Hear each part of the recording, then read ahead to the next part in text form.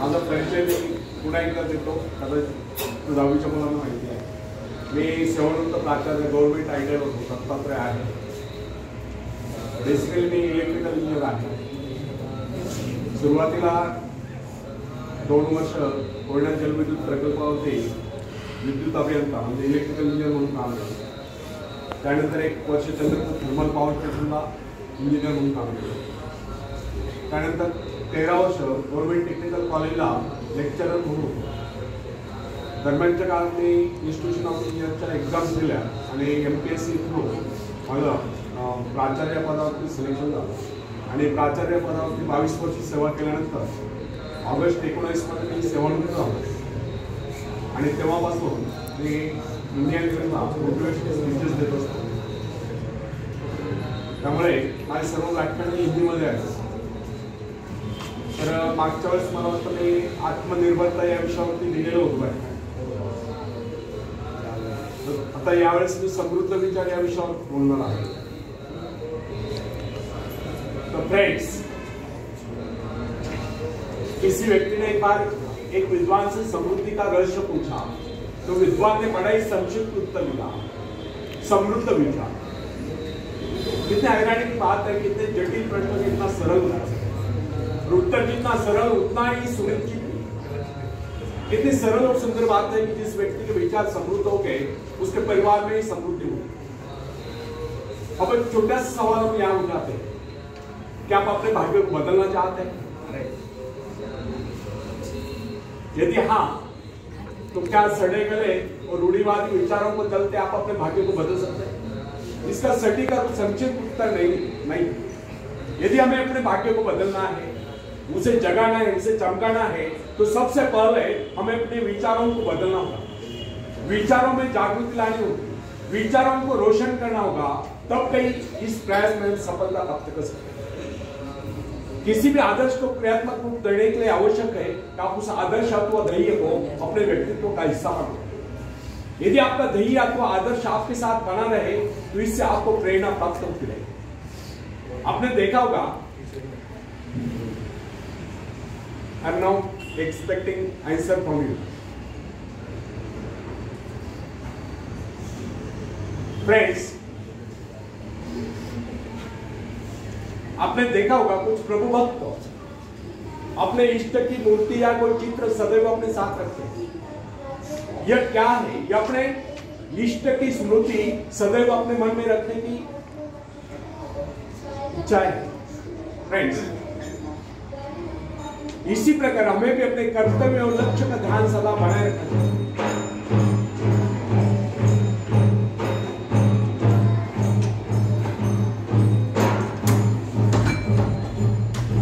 अपने ध्यान को इधर उधर बिखरने से शक्तियों का ह्रास होता है. यदि आज से शीशे पर पड़ने वाली किरणें एक ही स्थान पर केंद्रित की जाए तो वे इतनी प्रभावशाली होती है कि उनसे आग पैदा हो सकती है.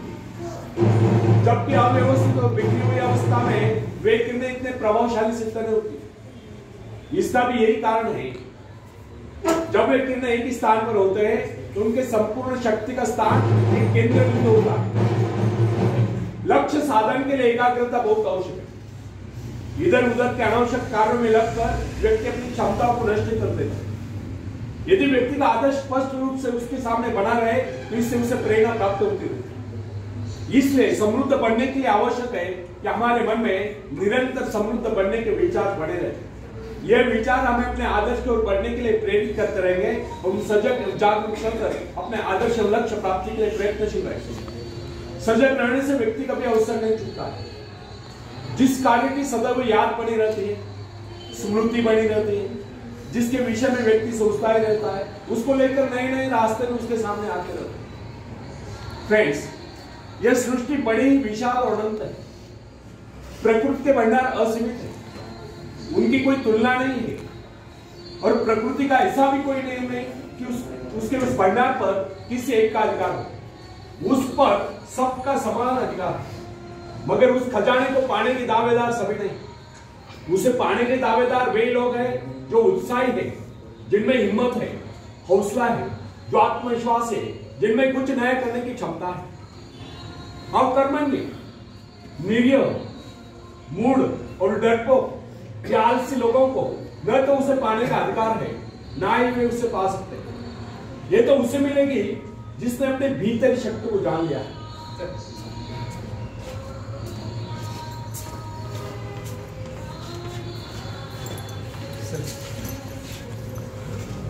फ्रेंड्स, यदि आप इस सृष्टि का अध्ययन करेंगे तो आपको पता चलेगा कि यह सृष्टि शक्ति के सूक्ष्म सूत्रों में बंधी हुई है। इस प्रकार धीरे धीरे आप अपने हृदय की महान शक्ति की उपस्थिति को समझ में रहोगे। अभाव आपको कभी हताश न कर सकेंगे, वे आपको अपने अंधकार पूर्ण जाल में फंसाने में समर्थ होंगे।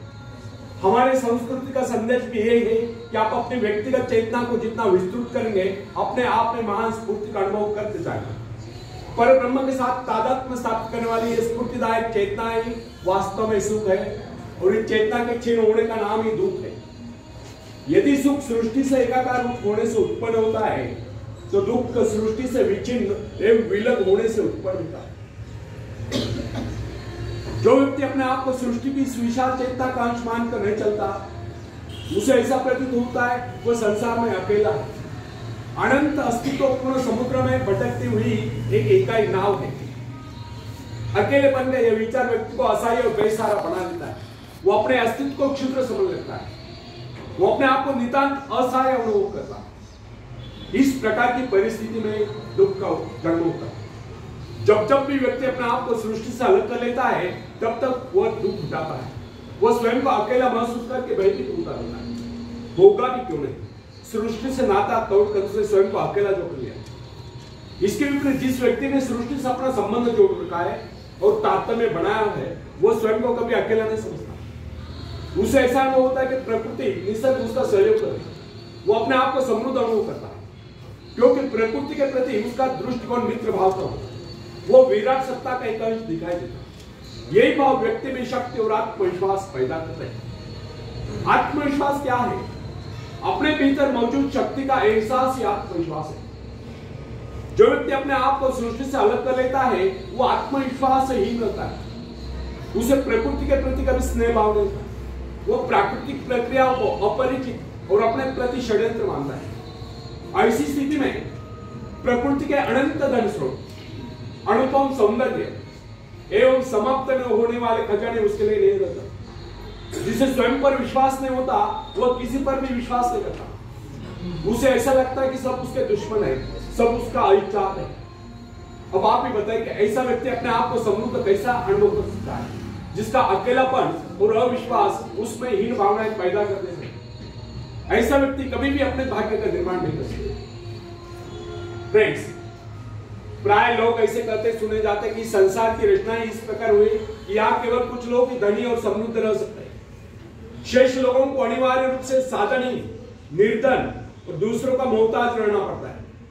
उनके विचारों में सृष्टि में सुख समृद्धि के साधन सीमित होने के कारण सभी लोग समृद्ध नहीं रह सकते। उनका यह विचार है कि यह संसार प्रतिद्वंदिता है, स्पर्धा है, और जो उसमें सफल हो जाता है वही सुखों का उपभोग कर सकता है। शेष लोगों के भाग में दुख और कष्ट लिखे। परंतु हमारा यह कहना है कि इन लोगों के ऐसे विचार अनुभवहीनता और अज्ञानता के कारण है। प्रकृति ने तो अपने भंडार सभी के लिए खोल रखे। आप ऐसा क्यों सोचते कि आप भाग्यहीन हैं और भाग्यहीन नहीं रहोगे? इस प्रकार की मिथ्या धारणा का आधार यह हुआ, जब प्रभु ने इस सृष्टि की रचना की तो मनुष्य के लिए इतने साधन नहीं चुका है, परंतु ऐसा सोचना कदापि उचित नहीं। वस्तुतः प्रभु ने इस सृष्टि को अत्यंत संपन्न और सब प्रकार से पूर्ण बनाया है। मनुष्य की आवश्यकताओं की पूर्ति के सभी पदार्थ इस धरती पर उपलब्ध है। यदि कोई इस निधि का प्रयोग नहीं कर पाता है, तो इसमें उस सृष्टि निर्माता का क्या दोष है? विधाता ने तो अपनी रचना संपूर्ण बनाई। यदि कोई उसे ग्रहण करने में असमर्थ है, आनाकानी करता है,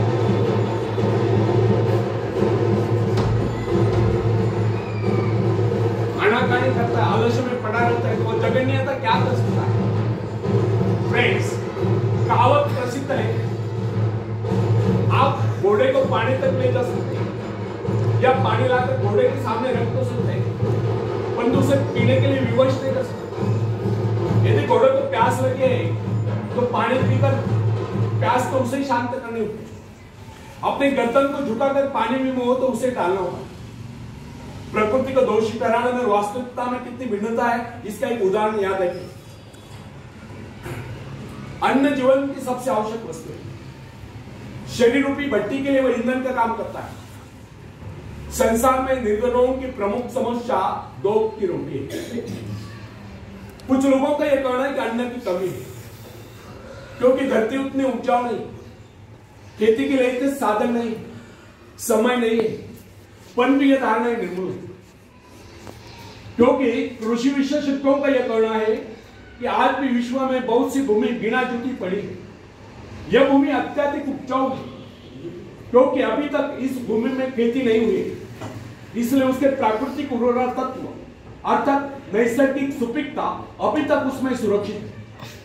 इन कृषि विशेषज्ञों का तो यह भी कहना है, अगर इस सारी भूमि का सही ढंग से उपयोग किया जाए तो अन्न की कुल उपज 2 गुना नहीं तो कम से कम 1.5 गुना अवश्य होता है। फ्रेंड्स, व्यक्ति के जीवन की बात छोड़िए, सभ्यता के इतिहास का अध्ययन करने पर आपको यह मालूम हो जाएगा कि प्राचीन काल में लोग अपने घरों को प्रकाशित करने के लिए चर्बी का प्रयोग किया करते थे। आप यह भी जानते होंगे कि यह चर्बी हवेल मच्छरों के शरीर से निकाली जाती है। एक दिन लोगों को ज्ञात हुआ कि हवेल मच्छरों की कमी पड़ गई। ऐसी स्थिति में चर्बी का भयंकर संकट उपस्थित हो गया। परंतु आवश्यकता ही आविष्कार की जगह, शोध की जगह, उसी के साथ साथ मिट्टी के तेल का भी आविष्कार हुआ। अब कुछ दिन पहले वैज्ञानिकों ने घोषित कर दिया कि मिट्टी के तेल की मात्रा भी सीमित है और इस बात की पूरी संभावना है कि कुछ वर्षों में मिट्टी के तेल के टुकड़े सूख जाएंगे। इससे लोग एक बार फिर चिंतित हो गए, क्योंकि उस काल में शक्ति का मुख्य साधन तेल ही था, जिससे कल कारखाने और अन्य अनेक प्रकार के वाहन चलते थे। लेकिन अगले क्षण में वैज्ञानिकों ने यह घोषित कर दिया, वैज्ञानिकों ने इस प्रकार की घोषणा कर दी, अणुशक्ति का प्रयोग प्रतिदिन की आवश्यकताएं पूरी करने के लिए किया जा सकता है। इसके साथ ही जल विद्युत का निरंतर बढ़ता हुआ प्रचार भी मानव की सभी आवश्यकताओं की पूर्ति करता रहे। आजकल तो सोलर एनर्जी पर बड़ा रिसर्च हो रहा है, पवन चक्कियों का इस्तेमाल बड़े पैमाने पर हो रहा है। इस प्रकार प्रकृति के अच्छे भंडारों और मनुष्य की चमत्कारपूर्ण आविष्कार प्रवृत्ति के अनेक उदाहरण इस तथ्य की पुष्टि करते हैं, यदि व्यक्ति उत्साही और स्वावलंबी हो तो उसके लिए संसार में किसी चीज की कोई कमी नहीं। खोजने पर वह सब कुछ प्राप्त कर लेता है। इसलिए कहा गया, जिन्हें खोजा तिन्हें पा लिया। मनुष्य को भ्रम होता है कि उसने बहुत कुछ कर लिया, बहुत कुछ पा लिया है और प्रकृति के स्रोत खाली हो गए, किंतु यह उसकी भूल है, वह भ्रम में जी रहा है। वास्तविकता तो यह है कि मनुष्य ने अभी तक विश्व के एक अंश पर ही विजय प्राप्त की। पता नहीं अभी तक पृथ्वी के गर्भ में कितने खजाने अछूते दबे पड़े। यह विशाल ब्रह्मांड, इसका अंतहीन घेरा मनुष्य की प्रतिभा के लिए भयंकर चुनौती। वैज्ञानिक न्यूटन ने गणित संबंधी नियमों द्वारा इस संसार की विशालता का अनुमान लगा लेने की बात कहा था। मैं तो अभी तक एक अथांग सागर के तट पर, एक अबोध बालक की तरह अथांग सागर के तट पर हाथ छाल रहा हूं और मेरे हाथ में कुछ सिप्पियां मिली। न जाने इस ब्रह्मांड सागर के धरोतले न जाने कितने करोड़ों करोड़ों माणिक मोती बिखरे हुए पड़े, जिनकी हमें अभी भी तलाश है। यह बात सच है, संसार असीम और अपरिमित है। ब्रह्मांड में हमारी सभी इच्छा और आशा आकांक्षाओं को पूरा करने की क्षमता है। सुख प्राप्त करने के लिए केवल इन स्रोतों का उपयोग करना उत्साह के द्वारा ही संभव हो सकता है। सोई हुई शक्तियों को जगाकर प्रकृति के इस विशाल भंडार का उपयोग करने के लिए किए गए प्रयत्न अनंत है। समृद्धि उद्योगिक पुरुष की दासी। प्रभु ने इस सृष्टि का निर्माण व्यक्ति के आनंद प्राप्ति के लिए किया है। ईश्वर ने मनुष्य की रचना इसलिए नहीं की वो सदैव अभाव में रहकर कष्ट भोगता रहे। क्या बता सकते कोई रचनाकार अपने किसी भी कृति के लिए इस प्रकार के भविष्य की रचना कर सकता है? कदापि नहीं। सच तो यह है कि हमारा जन्म सुख शांति पूर्वक जीने के लिए हुआ है। यह सृष्टि हमारे उपयोग के लिए बनाई गई है। जीवन का अर्थ यंत्रणा नहीं, आनंद तथा उसका उपभोग। अर्थात आनंद का अर्थ रुचंकर क्रीड़ा या अय्याशी नहीं, विलासिता और अय्याशी तो जीवन को पतन के घर क्यों ले जाते हैं। आनंद का वास्तविक अर्थ है व्यक्ति की सभी शक्तियों का पूर्ण विकास और विकसित क्षमताओं का विश्व कल्याण के लिए प्रयोग। नैतिक जीवन में एक प्रकार के संतुलन की सृष्टि करना है। आनंद का अर्थ है सुख, समृद्धि, शांति और सद्भाव का आगमन तथा दुख, दरिद्रता, ईर्ष्या, द्वेष आदि बुराइयों का नाश। आनंद जीवन का स्वर्गिक पहलू है। हृदय की स्वच्छता, दृढ़ता, धैर्य आदि बातें आनंद के लिए प्रारंभिक सीढ़ियां हैं। मनुष्य के जीवन में आनंद का आविर्भाव उस समय तक नहीं होता जब तक वो अपने मन से शंका, संदेह, ईर्ष्या, द्वेष आदि बुराइयों को दूर नहीं करते। भय और शंका जीवन रूपी गंगा में विष घोल देते। बुराइयों का संघर्ष जीवन की समरसता को नष्ट करता है और समरसता का अभाव जीवन में विसंगतियां पैदा करता है और विसंगतियां जीवन के उज्जवल पक्ष पर इस प्रकार छा जाती है जैसे चांद पर ग्रह। आशा, विश्वास, श्रद्धा आदि बातें जीवन को आलोकित करते हैं। इनसे जीवन में शुचिता, स्वच्छता और निर्मलता का समावेश होता है और इन्हीं से जीवन में संतुलन आता है और संतुलित जीवन ही हमारे हृदय में प्रेम रूपी स्थिरता का उद्गम करता है।